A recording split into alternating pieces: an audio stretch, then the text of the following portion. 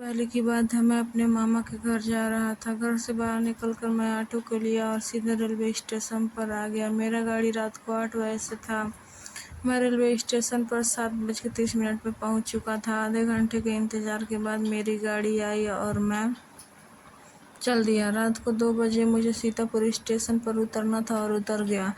वहाँ का जगह बहुत ही सुनसान था। दूर दूर तक कोई आदमी नहीं दिखाई दे रहा था। अचानक से एक 60-70 साल की वृद्ध औरत आकर बोली, बाबू, रात बहुत हो चुका है, चलो मेरी हवेली में आराम करो, सुबह जहाँ जाना होगा चले जाना।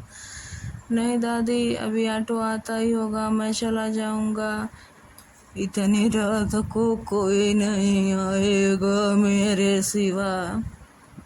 वृद्ध औरत का बात सुनकर मैं उसके साथ चल दिया। डर की वजह से मेरा पैर ही नहीं उठ रहा था। रेलवे स्टेशन के 4-5 डेक पर ही बुढ़िया का हवेली था। जब मैं उसकी हवेली देखा तो पूछा, आपके घर में कौन कौन है दादी? चलो देख लो। बैठ ही रहा था कि एक टेढ़े मुंह वाली औरत पानी लेकर आई। बोली, बाबू पानी पी लो। तो देखा उसके गोद में एक बच्चा था। उसके दोनों ही आंखें उल्टी थी। मैं चौंक गया, ये क्या हो रहा है मेरे साथ? औरत से बोला, रात को 2 बज गया और अभी तक आप और आपका बच्चा सोए नहीं? नहीं, रात को सोते नहीं बाबू, घर में भी सभी जगे हुए हैं, अपने काम के लिए गए हुए हैं, सुबह होने वाला है, अब सब आते ही होंगे। तभी वृद्ध औरत बोली, हट जाओ, शैतान को भेजो, आकर बबुआ का बिस्तर लगा दे, आराम करे।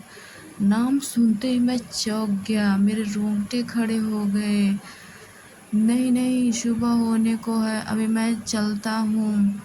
बोल ही रहा था तभी एक जवान लड़का मेरे सामने खड़ा हो गया। बोला, उठिए, बिस्तर लगा दो।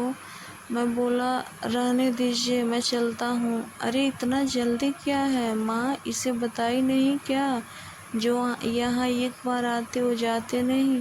ये क्या बोल रहे हैं आप लोग? तब तक वृद्ध औरत, तुम आराम करो बबुआ, ये ऐसे ही बोलते रहते हैं, मुझे सब पता और समझ आ गया। मैं वहाँ बुरी तरह फंस चुका था। मैं तभी बोला, मैं आ रहा हूँ एक करके।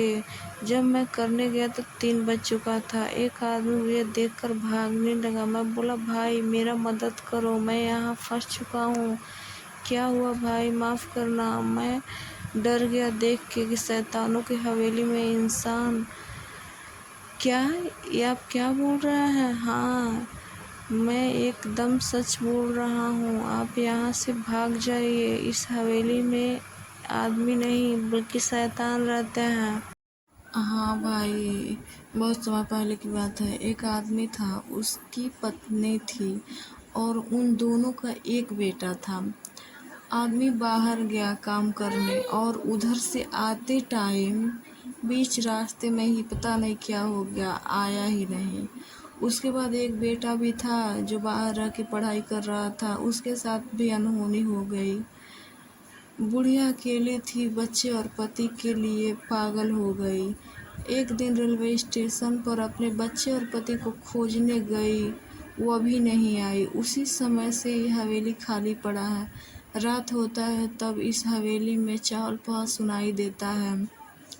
आपके पास कुछ न कुछ जरूर था जो सही सलामत वापस आ गए। मैं वहाँ से भागकर ऑटो को लिया, मामा के घर पहुंचा। बैग खोला तो जो घर से आते टाइम माँ लाल कलर का पोटली दी थी।